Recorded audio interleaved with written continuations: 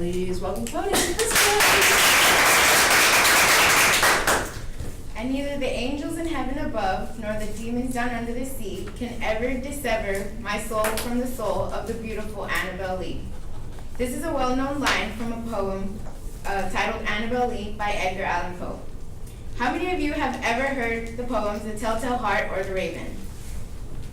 Today I'm going to discuss Edgar Allan Poe, his life, literary works, and his death. For years I've been a fan of his work, and I've done a lot of research. So, who is Edgar Allan Poe?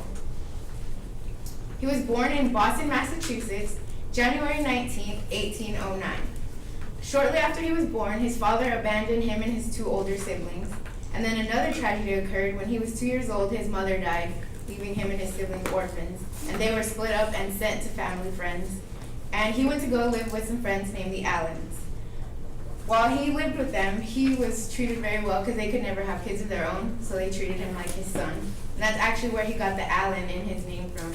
He hyphenated it, went to Allan Poe.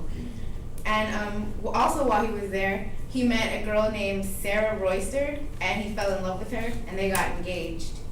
Then in 1826, he leaves from Boston to Virginia, and he starts attending the University of Virginia.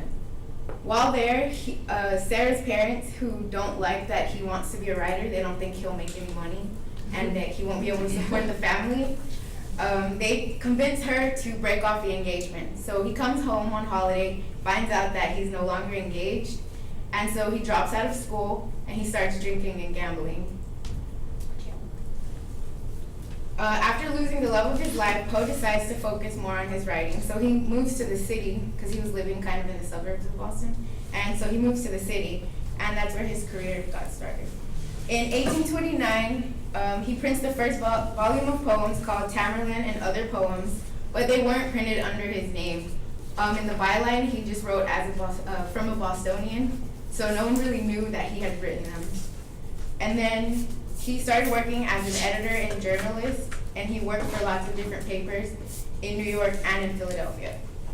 In 1839, he published the story The Fall of the House of Usher, and it was a short story, and that was the first one that was actually published under his name, Edgar Allan Poe. And then, according to John Kehoe, author of a biography on Edgar Allan Poe, he is generally credited with inventing the modern detective story and defining its convention with his short story Murders in the Rue Morgue, which was published in 1841.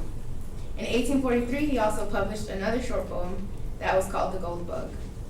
In 1844, he permanently moves to New York City, and that's where he wrote and published The Raven, which is one of his most famous. According to writer Veronica Loveday, it created a sensation and was widely republished, eventually becoming perhaps the best-known poem ever written by an American. During his lifetime, he wrote and published a wide variety of poems and short stories, including Annabel Lee, The Mask of Red Death, The Black Cat, and The Telltale Heart.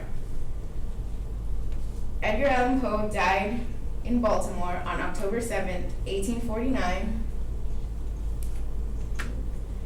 at the age of 40. According to writer John Kehoe, he was found drunk in a waterfront saloon, dressed lightly despite the cold weather, and was taken to the hospital. His last words were said to be, "Lord, help my poor soul." The reason he was actually died has never been known. He was in the hospital for a couple of days after they found him, but some people say it was liver failure because he was a drunk his entire life after his engagement had ended, and he did drugs too sometimes. And he also was known to take in wild animals, like he had a pet raccoon and stuff like that, so some people say he contracted rabies, and it might have taken a while, but he probably eventually died from that.